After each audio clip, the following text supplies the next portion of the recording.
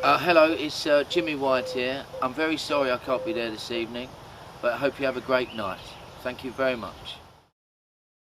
Okay, Jimmy, thank you very much for agreeing to meet us. Just like to ask you a few questions. Sure.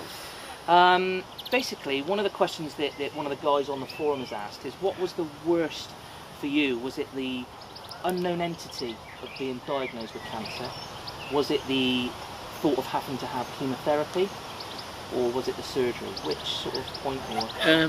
It was all my situation with testicular cancer was also very quick. I was abroad and I was having a shower and I felt something unusual. I got back and on the plane I checked it again and it felt very unusual. So I got off the plane, literally went to see my doctor. He checked it out and said, "We're going to send you to the hospital now." So I literally, within 72 hours of finding something abnormal, I was under surgery. So it all was a very quick situation for me. But it's so important for, especially young boys, the stigma of like not telling their parents, or you're not telling their friends, and then all of a sudden they're waiting and waiting, and it's going, they must tell their parents. If they don't want to tell their parents, they must go and tell the doctor, or phone up certain helplines. Because people, especially young boys, they're very sort of, how can you say, taboo about explaining what it is. But that's the main thing that we've got to get out there. And then, which did you find was the more difficult for you personally? Was it the physical side or the mental side of having to, go through the actual process of, be it the surgery, the chemo, which was more, more probably strenuous for you in terms of? Well, it was the mental side because, at the time I didn't actually even tell anybody, I just went and had it all done myself.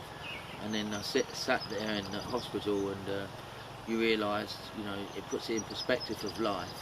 But it's a big thing mental, I wouldn't, if I was to advise anybody now, I'd say to tell your family, to tell your friends, and help them, go through it with you, your surgery or your chemo, whatever the procedure may be. And would you say that since you've had that done, that you've got a totally different outlook on life in general, or? Yeah, well, mine has been 18 years now, and so it's a long time, and I don't, 16 years. I don't have to go for any tests now, and.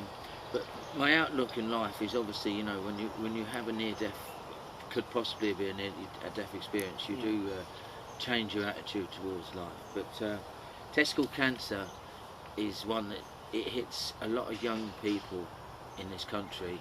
Obviously, it hits other men as well, but young people are the ones that I want to get across to get yourself checked and don't be embarrassed about it. I mean, in Bristol, we're very lucky. We have a TC-specific nurse, which is Sue Brand, who's also the chairwoman of our forum. Yep. She's very proactive in her role that she actually does within the UBHT, the United Bristol Healthcare Trust. Did you have a specialist nurse in your area where you were? And if not, do you think that all of the UK should have a specialist within the area? Well, of course, it's unbelievable. I was in my doctor that I see was called Professor Hodgkinson, and he was an expert in the type of cancer that I had, which was called Lady Lig, which was really unusual. Not many tumours are found with this type of cancer. It's a very, very rare.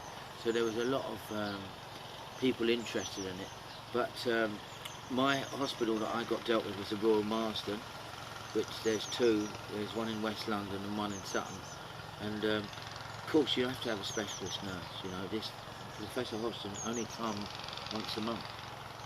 Yeah, I think generally throughout the UK at the minute there's only 6 big testicular clinical germ cell nurses, which when you think of the size of the UK is not massive, and like you say, there's 2 there straight away, and around the London area. Let's hope the Conservatives don't make it 4. Yeah, absolutely.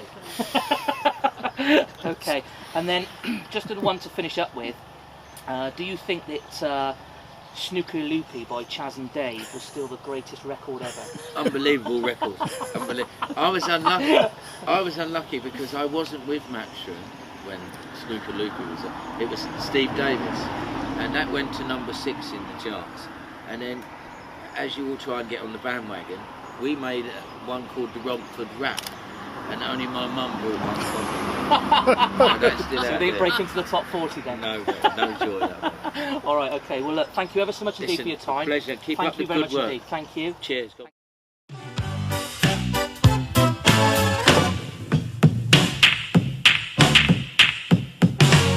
Snooker Loopy, that's all we